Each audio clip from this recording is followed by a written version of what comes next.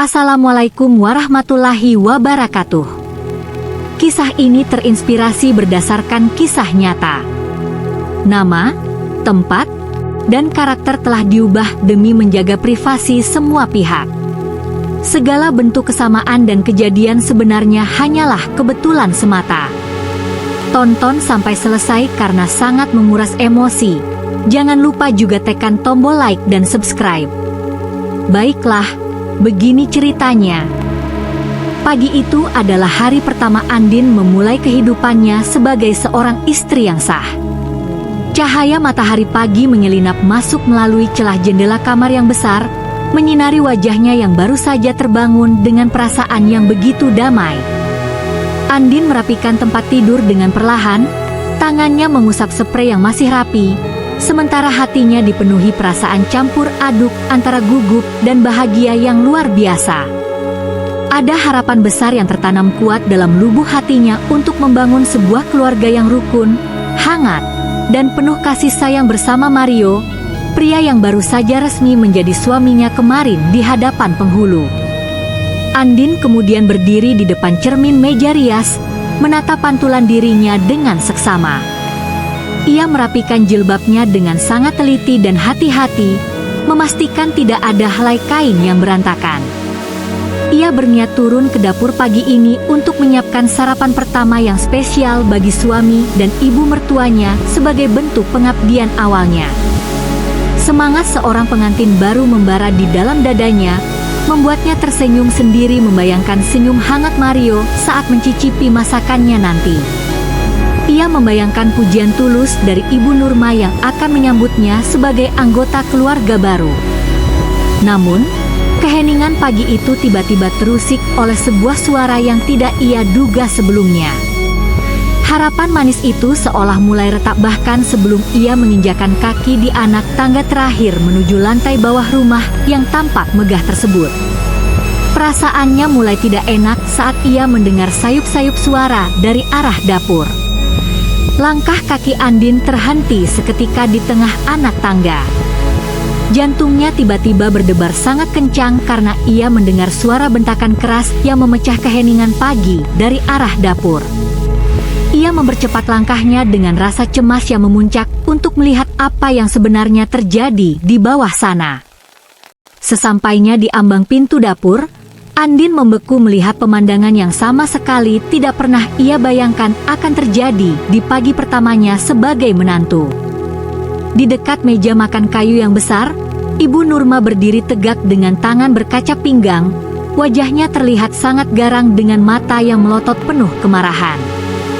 Di depannya, Bei Inah, asisten rumah tangga yang sudah bertahun-tahun mengabdi di rumah itu, menunduk dalam-dalam sambil menangis terisak. Bahunya berguncang hebat karena rasa takut yang luar biasa. Sementara itu, di kursi meja makan, Mario duduk dengan posisi yang sangat santai, seolah tidak terjadi apa-apa di hadapannya. Suaminya itu hanya memegang cangkir kopi panasnya, sesekali menyeruputnya tanpa menunjukkan raut wajah peduli sedikit pun terhadap tangisan pilu wanita paruh baya yang sudah tua tersebut. "Kamu saya pecat.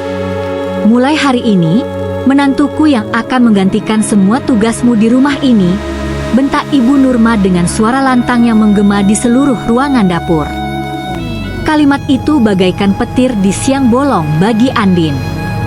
Ia merasa seluruh tubuhnya menjadi kaku dan dingin, tidak percaya bahwa ibu mertuanya bisa bersikap sekejam itu kepada orang yang telah lama membantu mereka. Andin melangkah maju perlahan mendekati meja makan dengan wajah yang pucat pasi dan perasaan tidak percaya yang mendalam. Ia menatap ibu mertuanya yang masih bernapas terengah-engah karena emosi yang meluap, lalu beralih menatap suaminya yang masih asyik dengan kopinya. Andin mencoba mencari kejelasan dari situasi yang sangat tidak masuk akal ini. "Ibu, apa maksudnya ini? Kenapa Bei Inah dipecat secara tiba-tiba dan kenapa aku yang harus menggantikan pekerjaannya?" tanya Andin dengan suara yang bergetar hebat menahan gejolak di dadanya. Ibu Nurma menoleh ke arah Andin dengan tatapan merendahkan, sebuah senyum sinis tersungging di bibir wanita paruh baya itu. Tanpa rasa bersalah sedikit pun, Ibu Nurma menatap Andin dari ujung kepala sampai ujung kaki, seolah merasa memiliki kuasa penuh atas hidup menantunya itu. Kamu dengar sendiri, Andin. Buat apa saya membuang-buang uang membayar asisten rumah tangga kalau di rumah ini sudah ada kamu? Tugas seorang istri itu melayani keluarga. Mulai sekarang kamu yang memasak, mencuci, mengepel, dan mengurus semuanya. Bi Inah sudah saya suruh pergi sekarang juga, ucap Ibu Nurma dengan nada memerintah. Andin menelan ludah dengan susah payah. Ia mengalihkan pandangannya kepada Mario, berharap pria yang baru kemarin berjanji menjaganya itu akan membelanya. Namun, Mario justru menatapnya dengan tatapan dingin yang belum pernah ia lihat sebelumnya. Ibu benar, Andin. Sebagai istri kamu harus berbakti. Lagi pula kamu kan di rumah saja, tidak ada kegiatan. Turuti saja kemauan ibu, jangan membantah di hari pertama kita menikah, ucap Mario tanpa perasaan bersalah sedikit pun. Mendengar perkataan Mario, dunia Andin seakan runtuh seketika. Hatinya hancur berkeping-keping menyadari bahwa pria yang ia cintai ternyata hanyalah seorang pengecut yang tidak memiliki pendirian. Namun, rasa sedihnya perlahan menguap, digantikan oleh rasa kecewa yang membeku menjadi sebuah tekad yang sangat kuat. Andin menyadari bahwa bertahan di rumah ini hanya akan menghancurkan harga dirinya sebagai seorang wanita. Mario dan ibunya sama sekali tidak tahu bahwa Andin sebenarnya adalah seorang pengusaha sukses yang memiliki penghasilan berkali-kali lipat dari mereka. Selama ini ia hanya ingin hidup sederhana, tapi kini ia sadar bahwa kebaikannya telah disalahgunakan. Maaf, saya menikah untuk jadi istri, bukan babu gratisan, ucap Andin dengan nada yang sangat tenang namun sangat mematikan. Tanpa menunggu tanggapan dari Mario maupun Ibu Nurma yang terkejut mendengar balasan beraninya, Andin langsung berbalik badan. Ia melangkah cepat menaiki tangga menuju kamarnya dengan hati yang sudah mantap. Setibanya di kamar, ia mengeluarkan koper besarnya dan memasukkan semua pakaian serta barang-barang pribadinya dengan gerakan yang cepat dan teratur. Tidak ada keraguan sedikit pun dalam setiap gerakannya. Setelah selesai, ia menarik kopernya keluar kamar. Saat ia menuruni tangga, Mario mencoba menghalanginya, namun Andin menepis tangan suaminya dengan sangat kasar. Ibu Nurma berteriak-teriak tentang dosa seorang istri, tapi Andin tidak peduli lagi. Ia membuka pintu utama dan melangkah keluar menuju jalan raya. Ia memanggil sebuah taksi yang lewat, memasukkan kopernya, dan pergi meninggalkan rumah penuh kepalsuan itu tanpa menoleh ke belakang sedikit pun. Andin melangkah masuk ke dalam gedung perkantoran megah miliknya dengan langkah yang sangat tegap. Para karyawan menunduk hormat saat ia melewati lobi menuju ruang CEO. Begitu sampai di ruangannya, ia langsung memanggil asisten kepercayaannya. Tanpa ragu, ia memberikan perintah yang akan mengubah hidup suaminya seketika.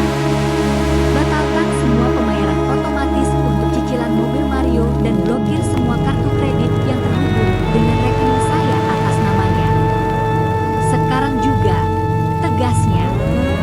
Ia menyadari bahwa selama ini ia terlalu baik membiarkan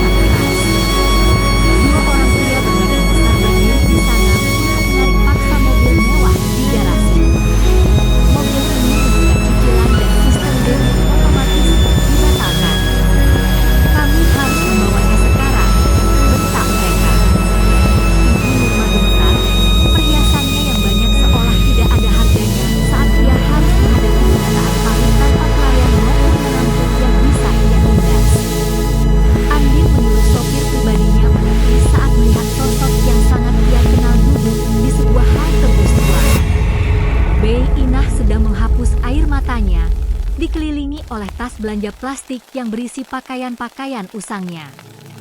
Andin turun dan langsung menggenggam tangan wanita tua itu. "Bi, jangan menangis lagi. Bibi ikut saya ke rumah pribadi saya. Saya butuh orang seperti Bibi, dan saya akan memberikan gaji 3 kali lipat dari yang Ibu Nurma berikan," ucap Andin dengan lembut. Bei ingat tertegun, tidak menyangka bahwa menantu yang baru saja diusir itu ternyata adalah malaikat penolongnya di saat ia paling terpuruk. Mario berdiri mematung di depan meja pimpinannya. Surat pemecatan itu terasa begitu berat di tangannya. "Apa maksudnya ini, Pak? Saya tidak pernah melakukan kesalahan," protesnya dengan suara serak. Sang pimpinan menatapnya dengan iba sekaligus sinis. "Pemilik perusahaan pusat yang meminta ini, Mario. Dia adalah klien terbesar kami, dan dia adalah istrimu. Selama ini jabatanmu ada karena pengaruhnya," jawab pimpinan itu. Keluar dari kantor dengan langkah gontai, Mario mencoba menghubungi Lisma, wanita yang selama ini ia puja. Namun, saat ia menceritakan kondisinya yang kini melarat, jawaban Lisma bagaikan belati. "Kamu pikir aku mau hidup susah bersamamu? Cari saja wanita lain yang mau menampung pengangguran sepertimu." Lisma mematikan telepon, meninggalkan Mario yang duduk lemas di trotoar yang panas. Ibu Nurma mencoba mendapatkan harga dirinya dengan mengajak teman-teman sosialitanya makan siang di sebuah restoran mewah. Saat tagihan datang, ia dengan sombong menunjukkan gelang emasnya sebagai jaminan karena kartu kredit tidak aktif. Namun, manajer restoran itu kembali dengan wajah datar. "Maaf, setelah dicek oleh ahli kami, ini hanya logam berlapis emas. Nilainya tidak cukup untuk membayar tagihan ini," ucapnya cukup keras hingga terdengar oleh seluruh meja. Teman-teman Ibu Nurma mulai berbisik dan tertawa sinis. Wajah Ibu Nurma mengarah padam. Ia merasa seperti ditelanjang di depan umum. "Pasti ini ulah Andi. Dia pasti sudah menukar perhiasanku," teriaknya kalap. Ia segera mencari alamat kantor yang pernah disebutkan Mario, berniat melabrak Andin dan menuntut haknya. Ibu Nurma sampai di lobi sebuah gedung pencakar langit dengan napas terengah-engah. Ia berteriak histeris di meja resepsionis, menuntut untuk bertemu Andin yang ia anggap hanya pegawai rendahan. "Mana menantu kurang ajar itu? Suruh dia keluar dan kembalikan uang kami," teriaknya hingga mengundang perhatian banyak orang. Tiba-tiba, pintu lift VIP terbuka. Andin melangkah keluar dengan keanggunan yang luar biasa, dikawal oleh beberapa staf dan petugas keamanan. "Ada apa, Ibu? Kenapa membuat keributan di perusahaan saya?" tanya Andin dengan suara tenang namun berwibawa. Ibu Nurma tertegun melihat semua petugas keamanan menunduk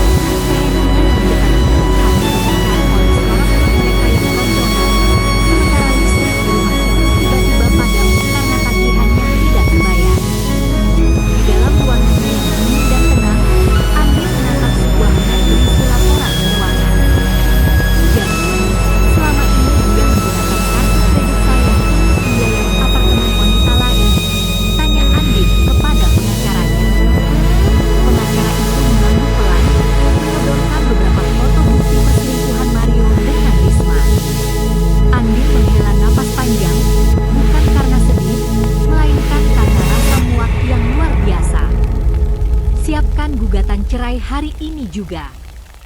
Saya ingin semua aset yang dia beli menggunakan uang saya ditarik kembali, termasuk rumah yang sekarang mereka tempati. Saya tidak ingin menyisakan satu sen pun untuk pengkhianat seperti dia, tegasnya dengan tatapan mata yang tajam dan tak tergoyahkan. Sore itu, saat mobil mewah Andin baru saja keluar dari gerbang gedung, Mario tiba-tiba muncul dan menghadap di tengah jalan.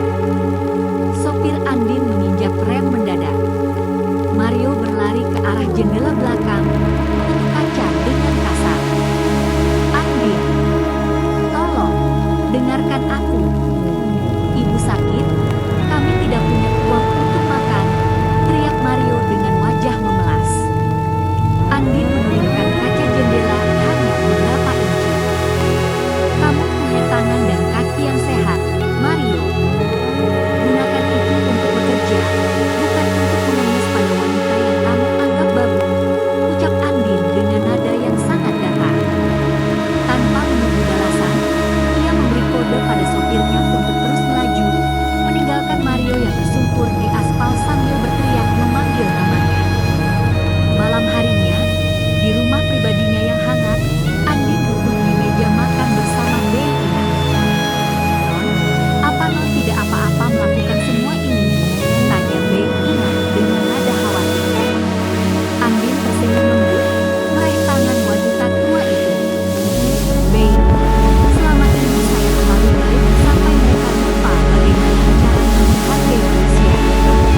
Ini bukan tentang dendam, tapi tentang keadilan. Bei, fokus saja pada kesehatan ibu di sini. Cucu dan minggu depan akan mulai sekolah di tempat yang bagus," kata Andin. Bei Ina meneteskan air mata haru. Di luar, badai mulai turun, seolah menggambarkan kehancuran yang sedang melanda hidup Mario dan ibunya. Sementara di dalam rumah itu, hanya ada kedamaian yang baru saja dimulai. Suasana ruang tamu itu terasa mencekam dengan hanya diterangi sebatang lilin yang hampir habis. Mario duduk bersandar di sofa yang sudah berdebu, sementara ibunya terus mengeluh tentang hawa panas yang menyisakan. Tiba-tiba, suara ketukan pintu yang keras dan berwibawa mengejutkan mereka. Seorang pria berseragam dinas berdiri di ambang pintu, menyodorkan sebuah amplop coklat dengan stempel resmi pengadilan. "Ini surat perintah pengosongan rumah. Kalian memiliki waktu 24 jam untuk memindahkan semua barang, atau kami akan melakukan pengosongan paksa," ucap petugas itu tanpa ekspresi. Mario hanya bisa terpaku. Tangannya gemetar saat memegang kertas yang menjadi vonis akhir tempat bernaung mereka. Dunia terasa berhenti berputar saat ia menyadari bahwa malam ini mungkin adalah malam terakhir mereka memiliki atap di atas kepala. Begitu petugas itu pergi, ibu Nurma meledak dalam amarah yang histeris. Ia mulai memukul-mukul lengan Mario, menyalahkan anaknya karena tidak bisa menjaga istrinya sendiri. "Ini semua salahmu,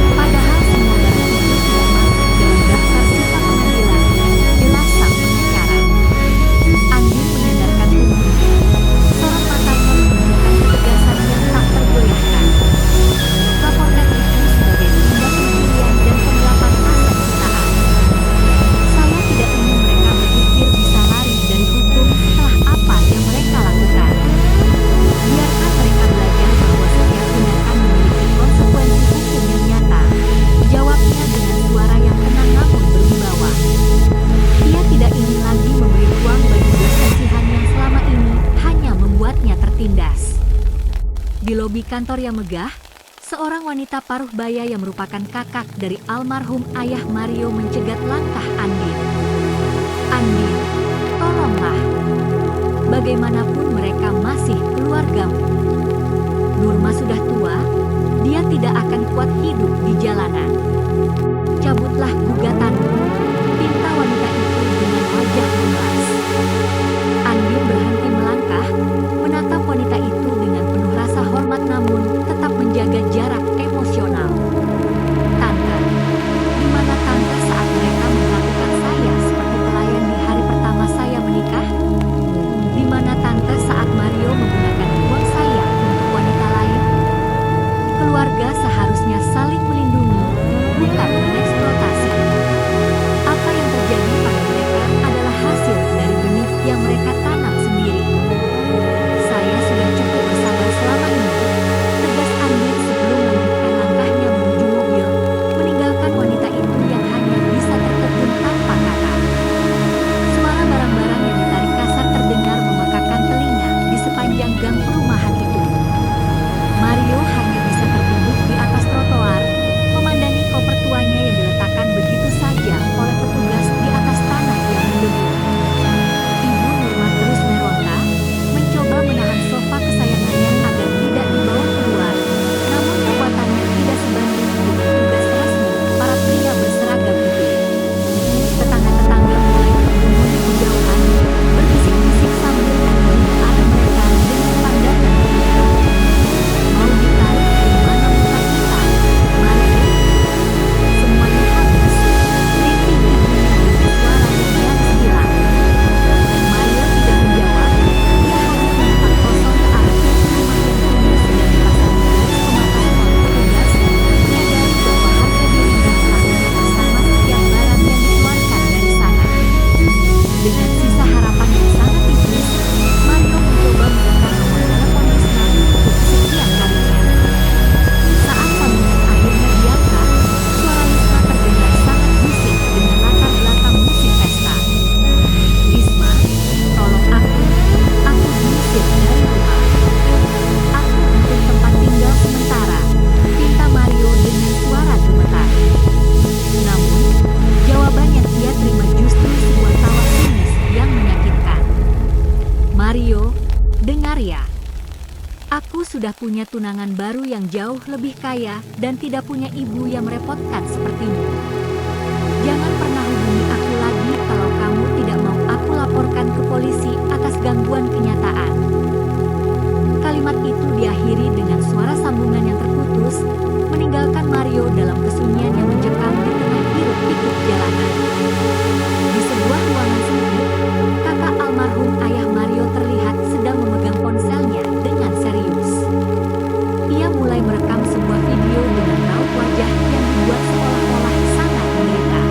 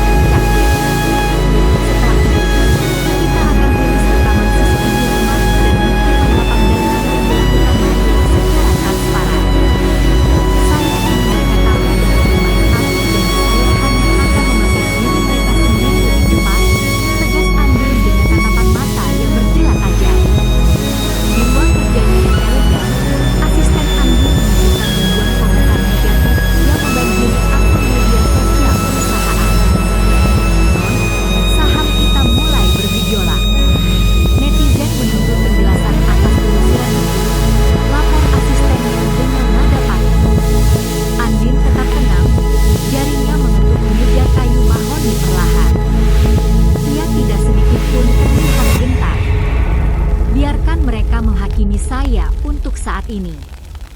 Semakin tinggi ombaknya, semakin dalam mereka akan tenggelam saat kebenaran muncul. Pastikan tim IT sudah menyunting rekaman CCTV dapur dan bukti transfer ke Lisma dengan kualitas terbaik, tegasnya. Andin tahu bahwa dalam perang opini, waktu adalah segalanya. Ia ingin lawan-lawannya merasa kelaminan sebelum ia meluncurkan serangan balik yang menghancurkan. Bau lembab dan pengap memenuhi ruangan sempit itu. Ibu Nurma duduk di lantai beralaskan tikar pandan, masih mengenakan daster batik yang kini tampak usang. Mario, perut ibu sakit sekali. Kita hanya punya satu bungkus mie instan lagi, rintihnya sambil memandangi dinding yang berjamur. Mario, dengan poloser yang sudah kusut dan kotor, menatap layar ponselnya yang retak. Tante bilang videonya viral, Bu. Sebentar lagi Andin pasti akan datang memohon maaf dan memberi kita uang agar kita tutup mulut, sahutnya dengan nada penuh khayalan. Namun, jauh di lubuk hatinya, Mario merasa ketakutan yang luar biasa. Ia tahu Andin yang sekarang bukan lagi wanita lembut yang bisa ia tipu dengan kata-kata manis. Tepat pukul 7 malam, akun resmi perusahaan Andin mengunggah sebuah video berdurasi 10 menit. Video itu dibuka dengan rekaman audio asli saat Ibu Nurma membentak Andin dan Bei Inah di dapur, diikuti dengan dokumentasi transfer uang perusahaannya menggunakan Mario untuk proyek-proyek bersama selingkuhannya. Saya diam bukan karena lemah, tapi karena saya mengumpulkan fakta. Suara Andin dalam narasi video itu dengan sangat menggawat. Dalam sekejap, arah Andin berubah total. Netizen yang tadinya menghujat Andin kini berbalik menyerang keluarga Mario dengan lebih kejam. Kabar ini sampai ke telinga Mario, membuatnya melempar ponselnya ke dinding hingga hancur berkeping-keping. Saat Mario sedang berjalan lontai mencari makanan di gang sempit, sebuah mobil sedan hitam berhenti di sampingnya. Seorang pria berpakaian mewah turun dan mendekati. Mario, saya dengar kamu punya dendam besar pada istrimu, ucap pria itu dengan senyum licik. Mario menatapnya dengan curiga. Siapa kamu? Pria itu menyodorkan kartu nama bertuliskan Bramantio, CEO dari Rival Group. Andin telah menghancurkan hidupmu, tapi saya bisa membantumu mengambil semuanya kembali. Saya butuh kode akses sistem keamanan perusahaannya yang saya tahu masih tersimpan di laptop lamamu. Bantu saya, dan kamu akan kembali kaya raya, bisik Bramantio. Mario terdiam, sebuah godaan jahat mulai merasuki pikirannya yang sedang putus asa. Di dalam ruangan yang hanya beralaskan tikar, Mario menatap laptop lamanya yang berdebu. Di sampingnya, Ibu Nurma tampak antusias melihat kartu nama dari Bramantio. Lakukan saja, Mario. Ini kesempatan kita untuk membalas dendam pada Andin. Dia sudah membuang kita seperti sampah, sekarang biarkan dia merasakan bagaimana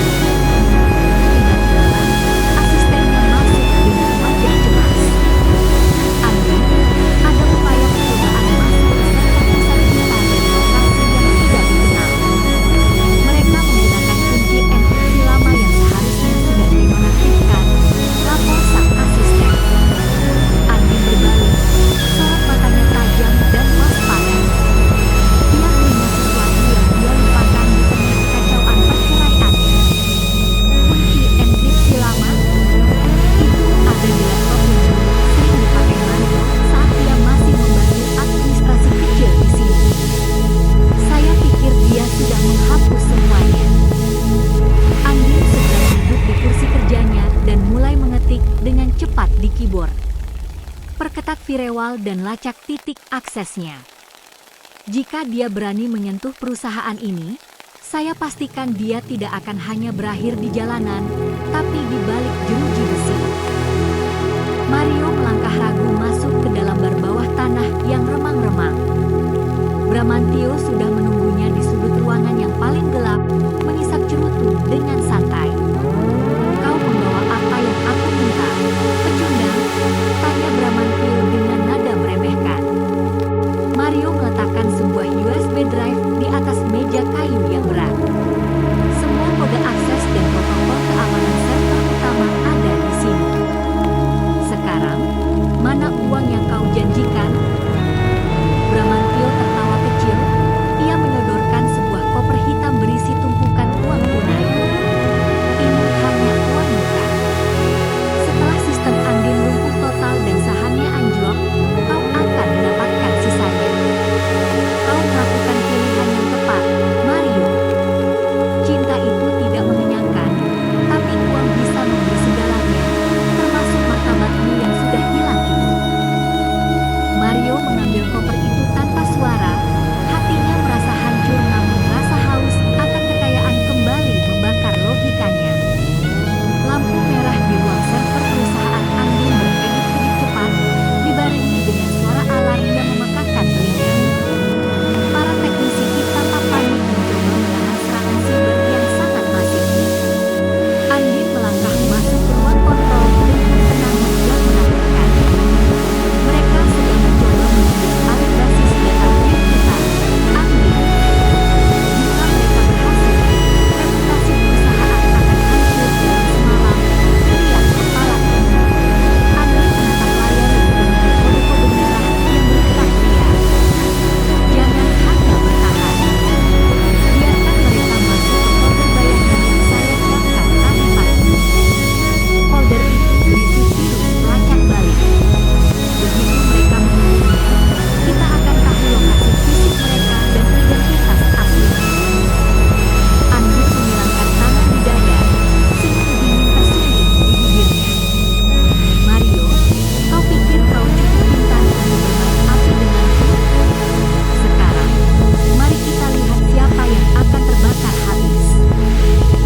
Di sebuah bangunan terbengkalai yang remang-remang, Bramantio menekan tombol enter dengan seringai penuh kemenangan.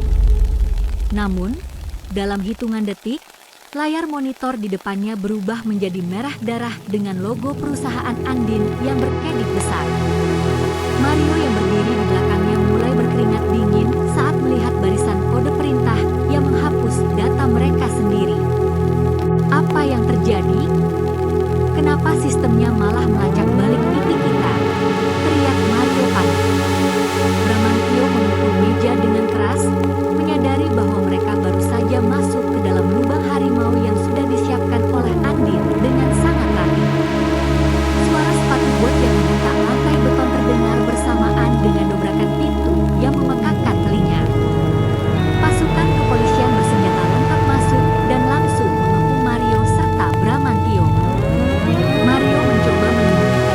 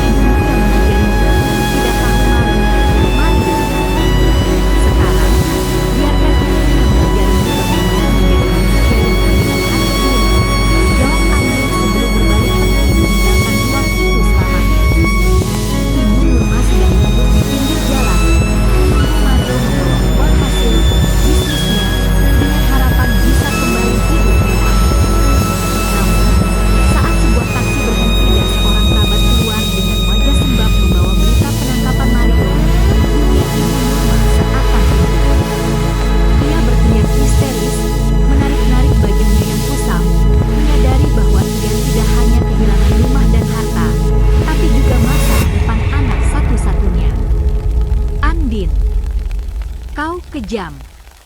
Kau menghancurkan kami, teriaknya di tengah hiruk-pikuk jalanan, namun orang-orang hanya menatapnya dengan pandangan iba sekaligus jijik karena perilakunya yang dulu sombong.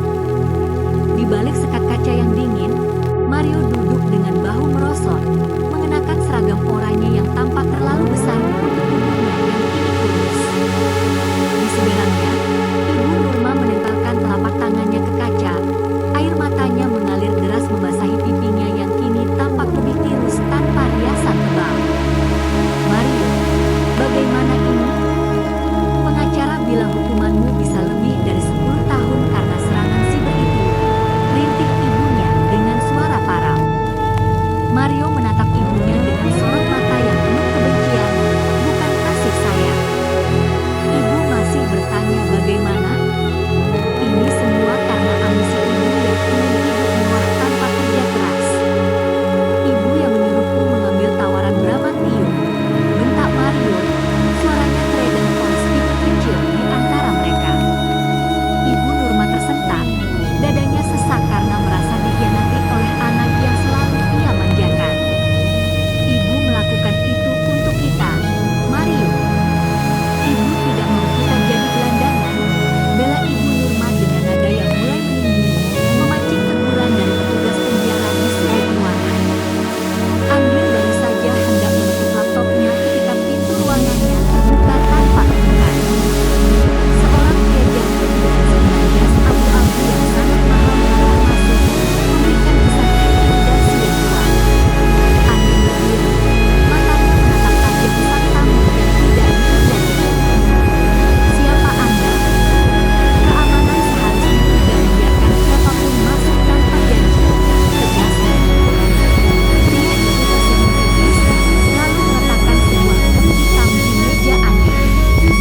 Nama saya Hendra, pengacara utama dari konsorsium yang membawahi Rivaldo.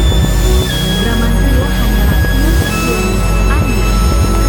Kami datang bukan untuk meminta maaf atas serangannya, tapi untuk menawarkan sesuatu yang jauh lebih besar atau jauh lebih berbahaya, ucap pria itu. Andin merasakan desiran dingin di punggungnya. Ia menyadari bahwa memenangi kasus melawan Mario hanyalah pembuka dari perang yang jauh lebih besar di dunia korporasi yang kejam ini.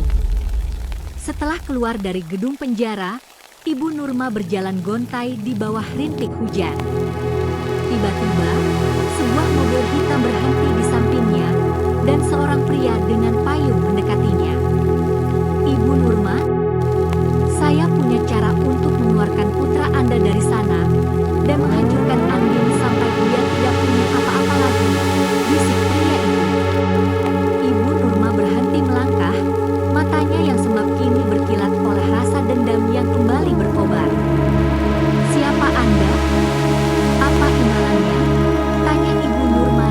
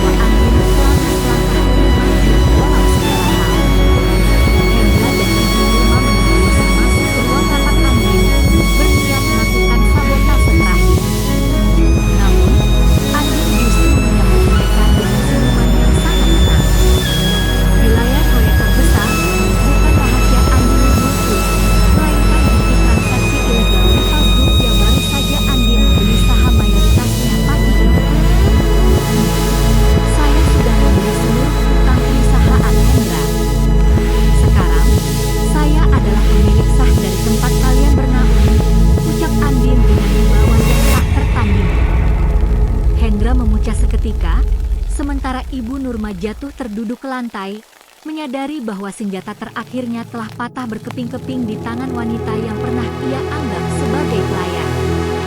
Di balik jeruji besi, Mario menerima surat kabar yang memuat berita tentang penangkapan Ibu Nurma atas percobaan pemerasan dan penggelapan dana. Dunianya benar-benar berakhir. Ia menyadari bahwa keserakahan yang ia dan ibunya itu telah menghancurkan segalanya tanpa sisa. Tidak ada lagi harta, tidak ada lagi harga diri, dan tidak ada lagi Andin yang tulus mencintainya. Mario menangis terseduh-seduh di pojok sel yang dingin, membayangkan wajah Andin yang dulu menyambutnya dengan senyuman hangat, sebuah kebahagiaan yang ia buang dengan tangannya sendiri demi fata morgana kekayaan. Matahari terbenam dengan warna jingga yang indah di taman rumah pribadi Andin. Ia berdiri berdampingan dengan Beina, menatap masa depan yang kini terasa begitu cerah dan penuh harapan. Semua badai telah berlalu, dan keadilan telah ditegakkan dengan sempurna. Sudah saatnya kita hidup dengan tenang, Beina, ucap Andin. Beina mengangguk sambil tersenyum haru. Andin telah membuktikan bahwa kebaikan dan integritas akan selalu menang atas keserakahan. Ia tidak lagi menoleh ke belakang, karena baginya, kebahagiaan sejati bukan terletak pada harta, melainkan pada ketenangan hati dan kemampuannya untuk memuliakan sesama manusia.